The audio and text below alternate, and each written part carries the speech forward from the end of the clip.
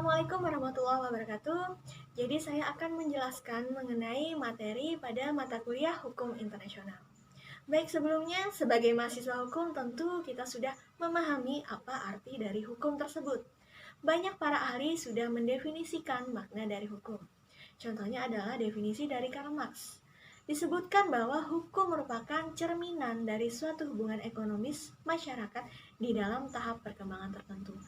Kemudian ada juga Muhtar Kusumatmaja mendefinisikan hukum adalah keseluruhan kaidah serta semua asas yang mengatur pergaulan hidup dalam masyarakat dan bertujuan untuk memelihara ketertiban serta meliputi lembaga dan proses guna mewujudkan berlakunya kaidah sebagai kenyataan dalam masyarakat. Hukum memiliki berbagai macam bidang kajian, salah satunya adalah hukum internasional. Hukum internasional ini sangat berguna di dalam menunjang hubungan hukum antara negara satu dengan negara yang lainnya. Indonesia merupakan salah satu negara yang berperan aktif di dalam hubungan internasional, di mana Indonesia sudah banyak tergabung di dalam hubungan diplomatik baik itu bilateral maupun multilateral. Misalnya saja Indonesia sudah tergabung dengan organisasi internasional, misalnya PBB, WHO, dan lain sebagainya. Hukum internasional ini memiliki peranan yang penting dalam kehidupan masyarakat internasional. Peran hukum internasional ini sangat diperlukan di dalam era globalisasi seperti sekarang ini yang memungkinkan terjadinya berbagai macam permasalahan. Melalui hukum internasional, negara dapat merumuskan berbagai macam kaidah atau prinsip yang terkait dengan kerjasama antar negara-negara tersebut untuk mencapai kepentingan bersama. Baik, pada materi kali ini saya akan menjelaskan mengenai istilah-istilah hukum internasional, di mana hukum internasional juga bisa disebut dengan istilah lain, dan juga saya akan menjelaskan mengenai apa saja unsur yang terdapat pada hukum internasional dan juga asas-asas yang ada di dalamnya. Baik, langsung saja. Jadi pada pembahasan yang pertama saya akan menjelaskan mengenai padanan istilah dari hukum internasional. Ada beragam padanan istilah hukum internasional ini. Yang pertama adalah The Law of Nations atau hukum antar bangsa. Ini berkaitan dengan perkembangan awal dari hukum internasional itu sendiri, yakni pada awal perkembangannya, hukum internasional ini dikenal istilah di zaman Romawi, yaitu adalah ius gentium. Nah, ini adalah istilah pertama yang muncul. Jadi maksudnya ini adalah hukum yang berlaku antara bangsa-bangsa di zaman Romawi. Jadi ini dia mengatur hubungan antara orang Romawi dengan orang yang bukan Romawi dan juga antara sesama bukan orang Romawi. Nah, kemudian ius gentium ini terus dikaji dan lebih berkembang lagi sehingga dia perkembangan berikutnya istilahnya adalah ius intergentes ya. Ini merupakan pengkajian ulang dari ius gentium di abad modern dan ini lebih mendekati dari hukum internasional karena lebih luas lagi dari ius gentium itu tadi. Nah, selanjutnya adalah istilah hukum antar negara atau interstates law ya. Hukum antar negara ini berdasarkan namanya itu sendiri, maka ia merujuk pada hukum yang mengatur hubungan antar satu negara dengan negara yang lainnya. Tetapi istilah ini kemudian dikatakan mengandung suatu kelemahan karena setelah dikaji lagi bahwa subjek dari hukum internasional ini bukan hanya negara-negara saja, tetapi ada subjek lainnya, misalnya organisasi internasional dan juga yang lainnya, sehingga dikatakan bahwa istilah ini kurang tepat untuk menggambarkan suatu hukum internasional yang berlangsung. Oke, selanjutnya adalah istilah hukum dunia atau world law ya. Apabila dikaji lagi bahwa hukum dunia ini sebenarnya memiliki perbedaan dengan hukum internasional karena istilah hukum dunia ini dia merujuk pada suatu bahwa negara-negara itu ada hierarkinya atau ada tingkatan-tingkatannya, di mana negara dunia secara hierarki ini berdiri di atas negara-negara nasional. Sehingga yang namanya tertib hukum dunia ini menurut konsep world law adalah merupakan suatu tertib hukum yang subordinasi, ya, bukan koordinatif. Nah, jadi pemikiran dari world law ini bahwa ada kekuatan yang berkuasa di atas suatu negara-negara. Nah, hukum dunia ini kekuasaannya ini adalah meliputi negara-negara yang ada di dunia. dan hubungan antara negara-negara dan kekuasaannya di atas negara tersebut didasarkan adanya hierarki kekuasaan itu tadi, dan hukumnya adalah bersifat subordinasi. Sehingga kalau kita melihat lagi dari hukum internasional, bahwa hukum internasional ini ada ketika terjadinya kesepakatan antar negara, sehingga mereka merupakan posisi yang sama, tidak hierarki seperti yang ada di hukum dunia ini. Selanjutnya, dari segi pengertian, yang pertama kita merujuk dari istilah hukum bangsa-bangsa atau the law of nations itu tadi. Jadi dikemukakan oleh J.L. Birley bahwa hukum bangsa-bangsa atau the law of nations ini adalah as the body of rules and principle of action which are binding upon civilized states to their relations with one another. Yang maknanya adalah ini sebagai seperangkat aturan atau prinsip-prinsip untuk melakukan hal yang mengikat negara-negara beradab dalam hubungan mereka satu sama lain. Jadi di sini dia subjeknya terbatas adalah negara-negara ya. Nah, kemudian ada lagi pengertian yang dikemukakan oleh J.G. Sterk di sini, bahwa international law itu adalah may be defined as the body of law which is composed for its greater part of the principles and rules of conduct which states feel themselves bound to observe and therefore do commonly observe in their relations with each other, and which includes also. Jadi hukum internasional ini adalah keseluruhan hukum yang sebagian besar terdiri dari principle and rules, prinsip dan kaidah-kaidah perilaku yang terhadapnya negara-negara merasa dirinya terikat untuk mentaati, dan karenanya benar-benar ditaati secara umum dalam hubungan with each other, satu dengan lainnya. Nah, jadi kemudian and which includes also, jadi di mana di dalamnya itu mencakup the rules of law relating to the functioning of international institutions or organizations, their relations within each other, and their relations with states individuals. Nah, yang pertama ini cakupannya adalah kaidah umum yang berkaitan dengan berfungsinya lembaga atau organisasi internasional, hubungan-hubungan mereka satu sama lain, dan hubungan mereka dengan negara-negara dan individu-individu. Nah, yang kedua adalah certain rules of law relating to individuals and non-state entities so far as the rights of justice of such individuals and non-state entities are the concern of the international community. Nah, ini adalah bahwa kaidah hukum tertentu yang berkaitan dengan individu-individu dan badan-badan non-negara sejauh hak dan kewajiban individu dan badan non-negara tersebut penting bagi masyarakat internasional.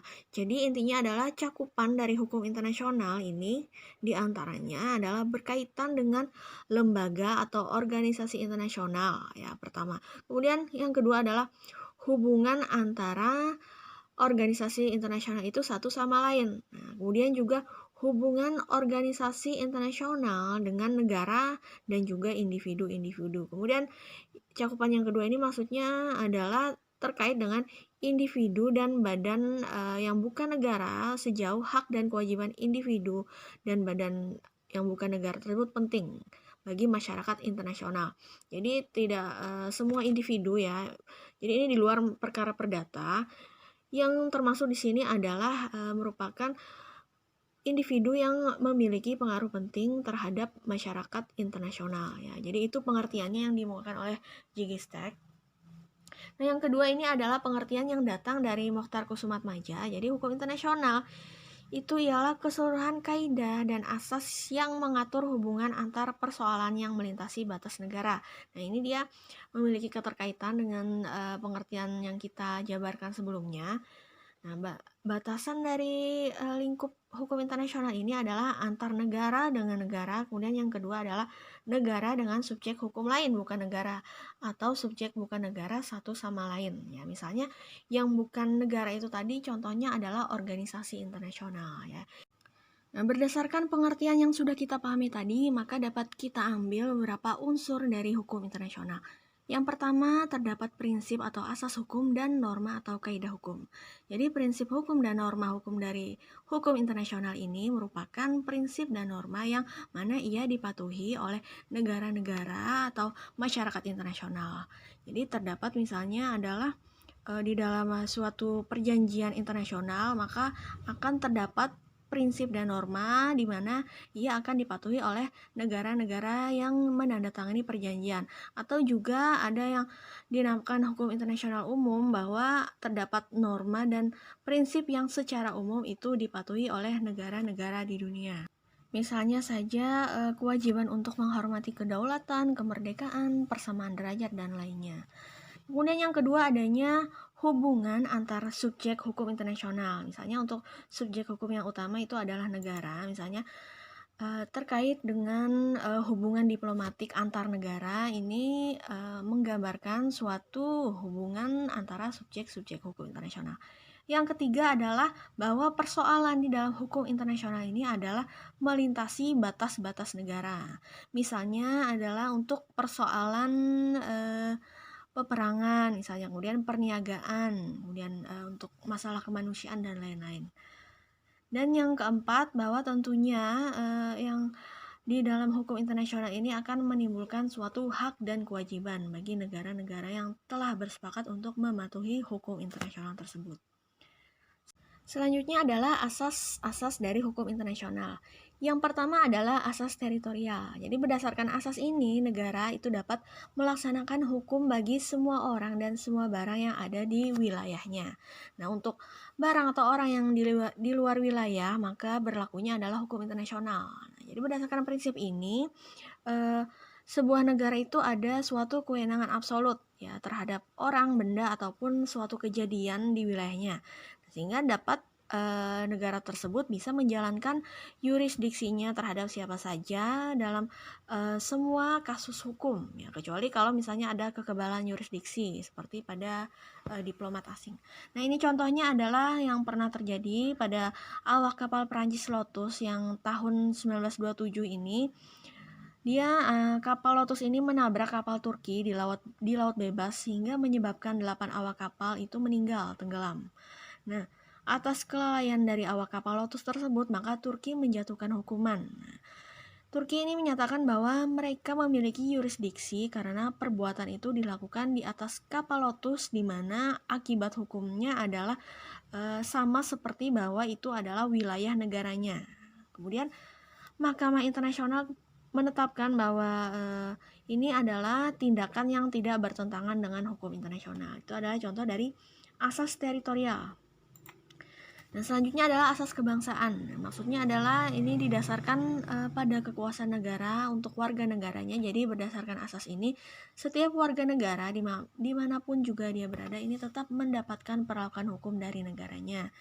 Nah, asas ini dia kekuatannya adalah ekstrateritorial, di mana hukum negara tersebut tetap berlaku bagi warga negaranya walaupun ia berada di negara lain. Nah, itu asas kebangsaan.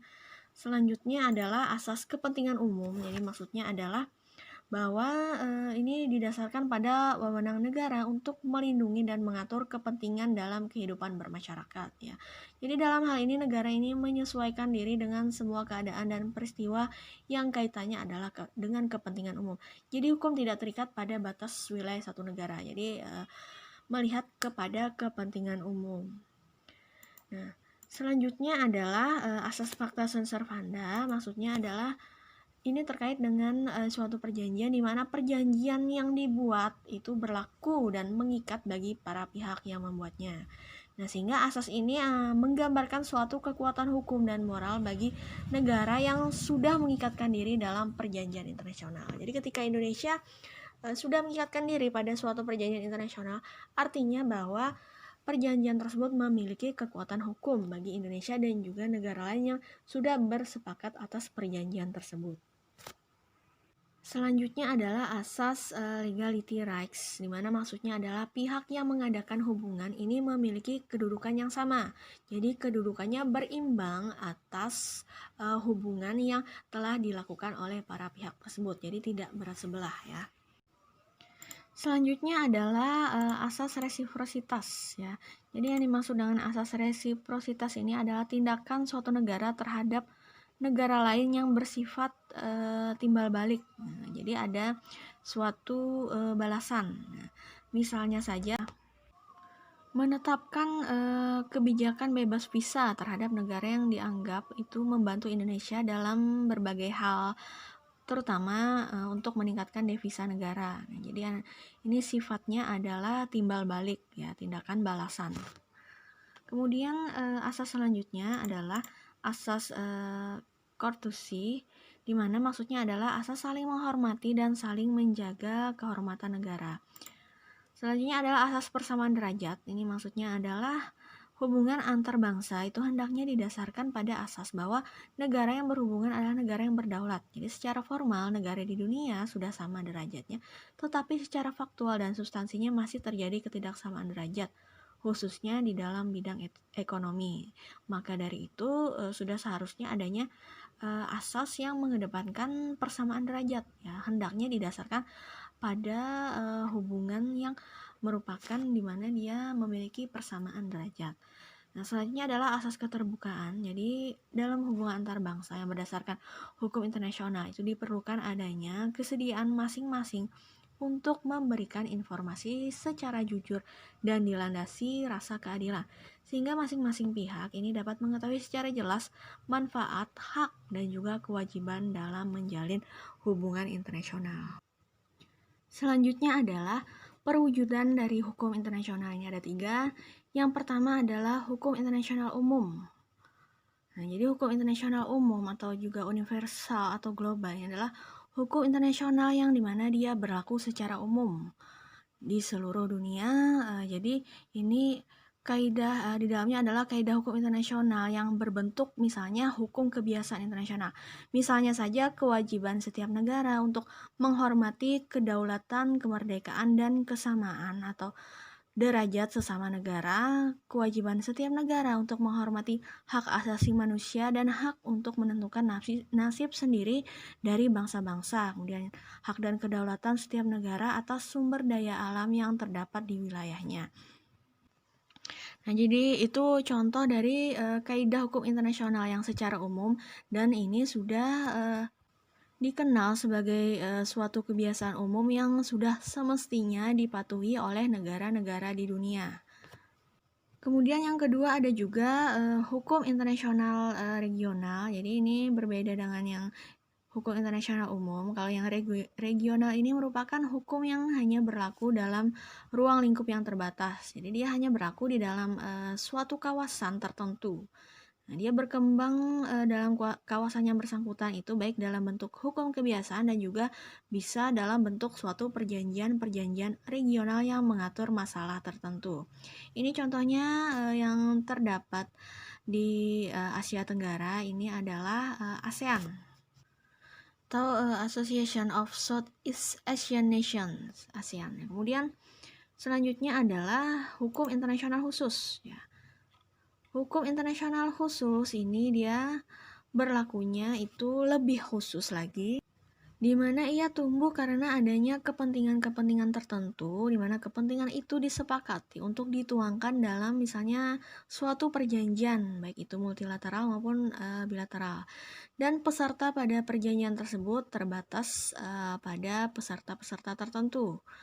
Nah, tetapi hukum internasional khusus ini dia lebih ditekankan kepada suatu kepentingan bersama. Misalnya saja contohnya adalah Fakta Pertahanan Atlantik Utara, itu NATO.